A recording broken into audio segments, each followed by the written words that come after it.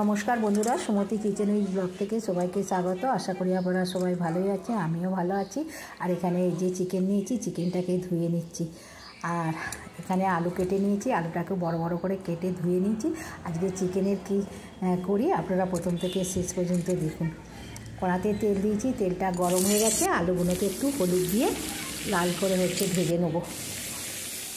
আর chicken তো অনেক রকম করেই খাওয়া হয়, আজকে একটু চিকেনের ঝোল করব, কিন্তু একটু অন্য রকমভাবে চিকেনের ঝোল করব।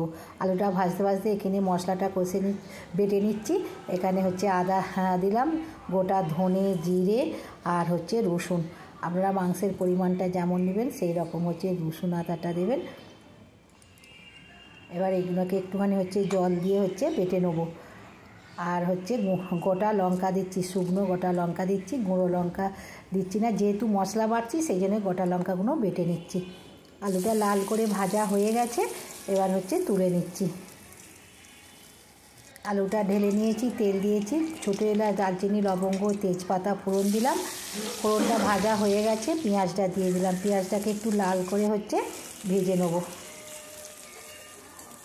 পেঁয়াজটা একটু লাল করে ভেজে নিচ্ছি। একটু লবণ দিলাম, লবণ দিলে নরম হয়ে যাবে, তাড়াতাড়ি লালও হয়ে যাবে পেঁয়াজটা। পেঁয়াজটা ভালোই লাল হয়ে গেছে। এবার বাটা মশলাটা দিয়ে দিচ্ছি। আদা, রসুন, ধনে, জিরে, শুকনো লঙ্কা বেটে রেখেছিলাম দিয়ে দিলাম। আর হলুদ দিলাম, দিয়ে একটু ভালো করে কষে নেবো আদা রসুনের কাঁচা গন্ধ যাওয়া পর্যন্ত। আর পেঁয়াজের পরিমাণটাও আপনারা বুঝে দেবেন। একটু কাশ্মীরি লঙ্কা গুঁড়ো দিচ্ছি, দিয়ে ভালো করে কষে নিচ্ছি। পেঁয়াজটা একটু বেশি দিলে গ্রেভিটা একটু ঘন হবে, খুব বেশি পাতলা হবে না। টমেটোটা দিলাম, আর আদা রসুনের খুব সুন্দর গন্ধ ছেড়েছে আর তেল ছেড়ে দিয়েছে।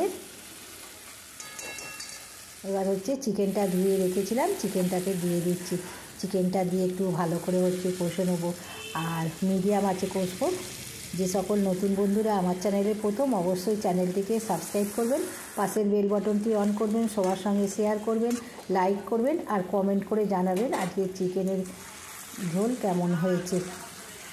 আজকে একটু অন্যভাবে চিকেনের ঝোলটা করছি, আপনারা প্রথম থেকে শেষ পর্যন্ত দেখুন, আশা করি ভালোই লাগবে।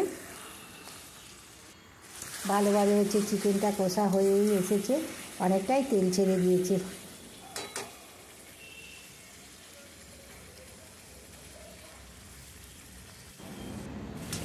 ভালোভাবে কষা হয়ে গেছে, তেল ছেড়ে দিয়েছে।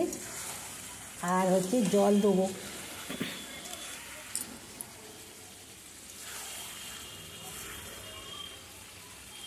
একজন কষা খাবে, তার জন্য একটুখানি একটা কষা মাংস তুললাম, একটু গ্রেভি তুলছি।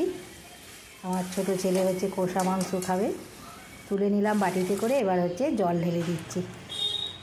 আপনারা যেমন ঝোল খাবেন বা মাখা মাখা খাবেন সেই বুঝেই জলটা দিতে হবে। আলুটা সেদ্ধ হতে যতটা জলের দরকার ততটাই জল দেবেন। জল দিয়ে দিলাম, আর স্বাদ মতন লবণ দিচ্ছি।